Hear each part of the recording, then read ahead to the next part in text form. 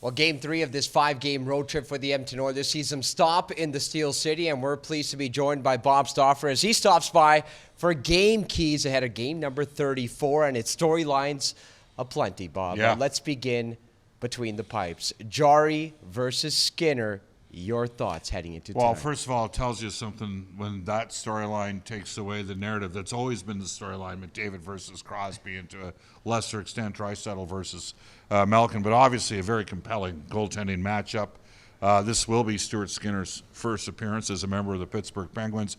I think Jarry had a solid performance. Yep. We've got more information now and found out that there was interest from the Jarry camp through.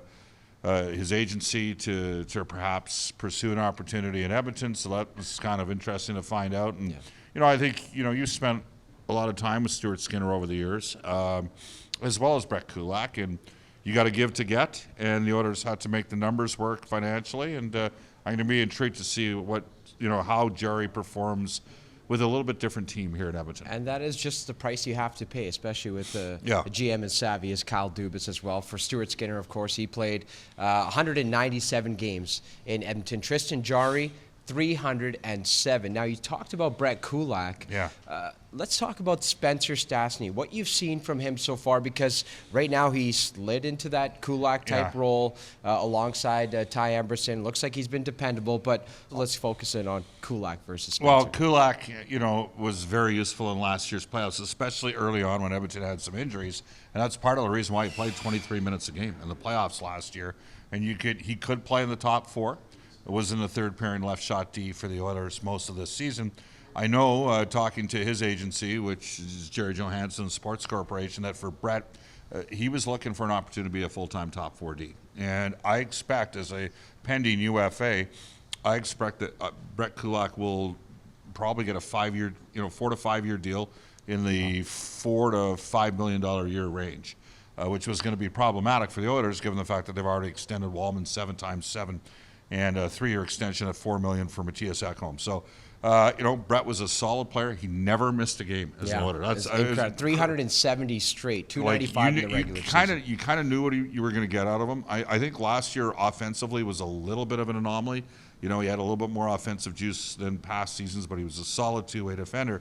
I think in Stastny's case, I think that they're kind of looking at him like a less experienced, Kulak that's on the rise. He can skate. That's what Kulak does. Yep. He can move the puck a little. That's what Kulak does. He's not elite offensively, but he's solid.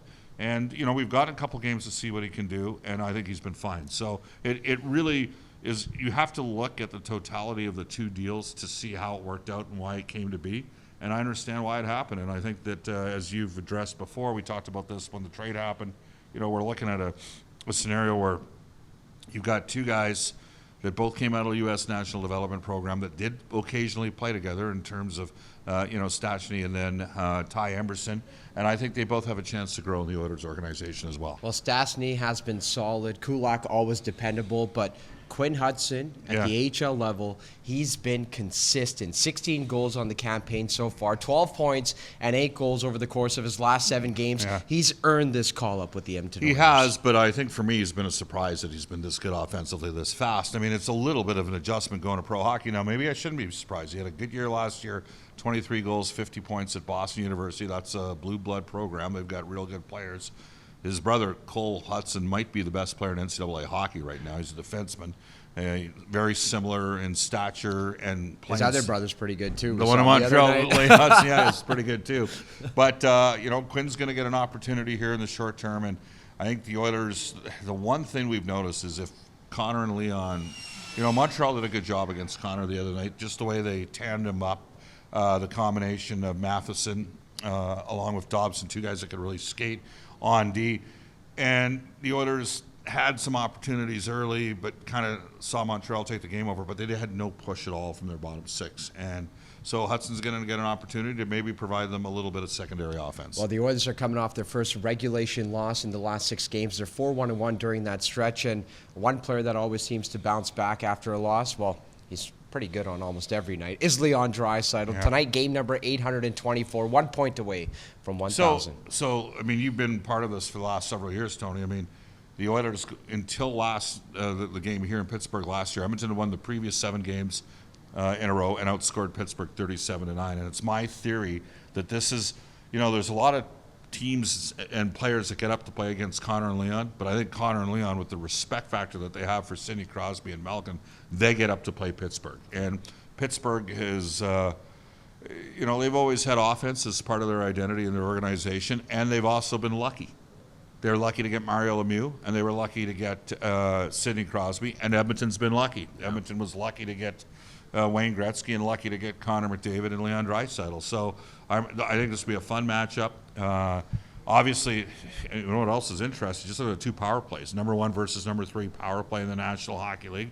And both teams have given up goals of late. A lot of firepower, lots of offense, and lots of opportunities. What do you think of the weekend with the Penguins blowing some multi-goal leads, especially late in the third period? I think to this point in the year, Pittsburgh's probably been a bit of a surprise. And, the game against San Jose, the comments that Sidney Crosby had after the game about Macklin celebrating about the fact that he's one of the best players in the league, which bodes well for Canada because he's a Canadian player. Yeah. Sometimes you have to look. I think if you looked at the loss against San Jose, you go, well, they got some of their guys, and it was 5-1, but San Jose is a team on the rise. Utah has some injuries. Like, they didn't have Logan Cooley, and there were a couple bad goals given up in that game as well. I just know this, Edmonton's going to need to be better early in the game. I don't think that there's a chance Pittsburgh would squander another 2 or 3 goal lead. My expectation is the Oilers come out ready to go tonight. Well, the Oilers are in search of Sweet 16 in the win column. And tonight, game number 34. Bob, always appreciate your time.